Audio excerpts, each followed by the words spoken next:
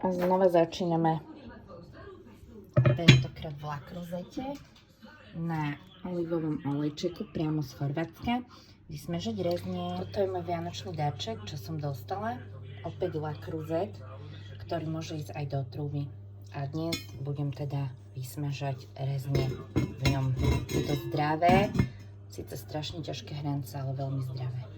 Varenie. V trúbe robím zemiačiky. Dala som tam kardamom, rímske korenie a opäť ešte veľa iného. Takže takto. Zemiačiky ako príloha k rezňam. Podpráženie je veľmi zdravé a veľmi to zaujímavé vedie teplo do lakrozety.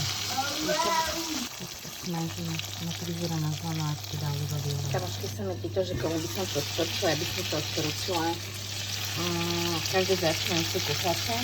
Ale nie len začínajúce, ale vlastne aj skúsené, lebo úplne už teraz vidieť, že to miesto bude úplne iné. A ako vidíte na mojej kuchynskej linke už nenájdete varnú kanvicu, lebo ja som ju úplne vymenila a používam vlastne tiež už tento čajník. Čaj, akože nebudem klamať, chutí úplne inak od neho. Nie je to takéto vyvarená voda, má to svoju chuť, takže takisto začínam variť na hrncoch lakruzet.